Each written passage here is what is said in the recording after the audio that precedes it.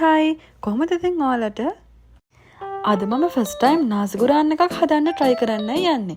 ඉතින් මට හිතුණා ඒ එක්ස්පීරියන්ස් එක ඔයාලත් එක්ක share කරගන්න ඕනි කියලා. මම නාසි එක හදන්න ගත්තේ කීරි සම්බහල්. මම මෙතන කිලෝ එකක් අරන් තියනවා. මොකද මම අම්මට රැට උයන්නත් එපා කිව්වා මම වැඩ වගේ අද නාසි හදනවා කියලා. ඉතින් කොහමද මම මුලින්ම හාල් ටික හොදලා රයිස් කුකර් එකෙන් තිබ්බා. ඊට පස්සේ මම ඒකට බටර් ඇඩ් කරා. මම නාසි එක හදන්න මේන්ම ගත්ත ඉන්ග්‍රීඩියන්ට්ස් ටිකක් තමයි මේ තියෙන්නේ. ඊළඟට මේ තියෙන්නේ මම හොදලා ගත්ත චිකන් ටික. ඊළඟට මම එළවලු ටික කපා ගන්නයි යන්නේ. මුලින්ම මම ලුණු කොළ ටික කපා ගත්තා. චූටියට කපා ගත්තේ. ඊළඟට මම කපාගත්ත ලුණු කොළ ටික වෙනමම තියලා තක්කාලි ටිකත් හීනියට කපා ගත්තා. ඊළඟට මම සෝදලා ගත්ත මාළු මිරිස් ටිකත් චූටි කෑලි වලට කපා ගත්තා. ඊළඟට මම කැරට් ටිකත් හොදලා අරගෙන තියෙන්නේ. ඒකත් චූටියට කපා ගන්නයි හදන්නේ.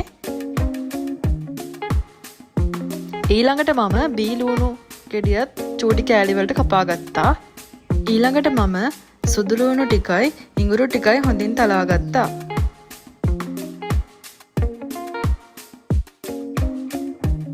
තලාගත්ත ඉඟුරු ටිකයි සුදු ලුණු ටිකයි මම වෙනම වාජනයකට දාගත්තා.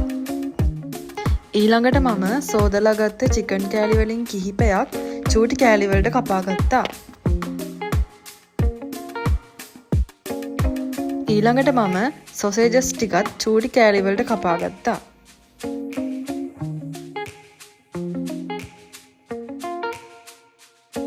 ඊළඟට මම බිත්තර දෙකක් කඩලා බෝල් එකකට දාගත්තා.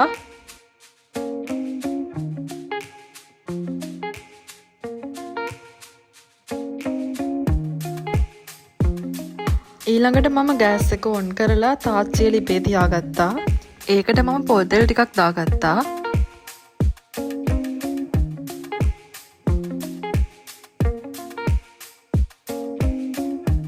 ඊළඟට මම කරපිංච ටික රත් වීගෙන යනකොටම ඉඟුරු සුදු ලුණු තලාගත්ත මිශ්‍රණය එකට එකතු කරා.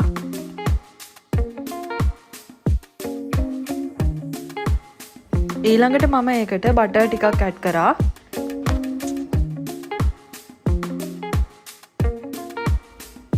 ඊළඟට මම අර චූටියට කපාගත්ත චිකන් කෑලි ටිකත් මේකට එකතු කරා. චිකන් ටික පොඩ්ඩක් තැම්බීගෙන එද්දී මම ඒකට සොසේජස් ටිකත් ඇඩ් කරා. ඊළඟට මම පොඩි භාජනයකට සෝයා සෝස් ටිකයි, තක්කාලි සෝස් ටිකයි, සීනි ටිකයි, ඊළඟට ලුණු ටිකකුයි, කෑලි මිරිස් ටිකකුයි ඇඩ් කරලා ඒක හොඳට කලවම් කරා. ඊට පස්සේ මිශ්‍රණය පොඩ්ඩක් පැත්තකින් තියාගත්තා.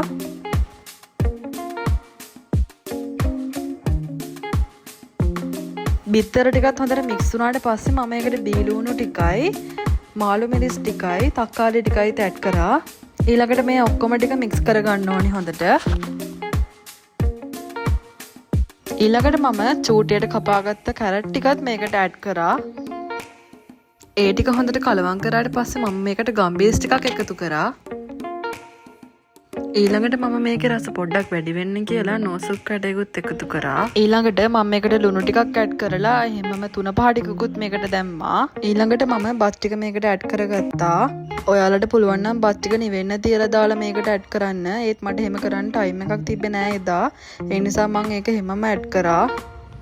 ඊළඟට බත් ටික පොඩ්ඩක් කලවම් කරගත්තට පස්සේ මම ඒකට හදාගත්ත මිශ්‍රණය එකතු කරා. හරිනම් ඒත් එක්කම මේකට chili paste ටිකක් ඇඩ් කරන්න ඕනි. ඇත්තට මම chili paste ඇඩ් කරෙත් නැහැ. soya sauce වැඩිපුර දැම්මෙත් නැහැ. මොකද අම්මලා කිව්වා ටිකක් මේක සැර අඩුවෙන් හදන්න කියලා. ඒ නිසා මම ලොකුවට ඒව ඇඩ් කරන්න ගියේ නැහැ. අන්තිමටම මම මේකට ලුණු කොළ එකතු කරා. මට මේ වීඩියෝ ක්ලිප් එක මිස් වෙලා තියෙනවා. ඊළඟට මම බිත්තර ඔම්ලට් එකක් දාගත්තා. ඉතුරු වුණ චිකන් කෑලි ටික අම්මා තම්බලා බැදලා තිබ්බා. ඉතින් මේ තියෙන මම හදපු නාසිගේ ෆයිනල් ලුක් එක.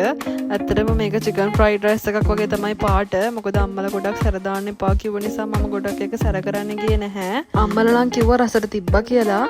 ඉතින් ඔයාලගේ කමෙන්ට් එකත් මට දාගෙන යන්න. අදට එහෙනම් ගිහින් එන්නම්. බයි.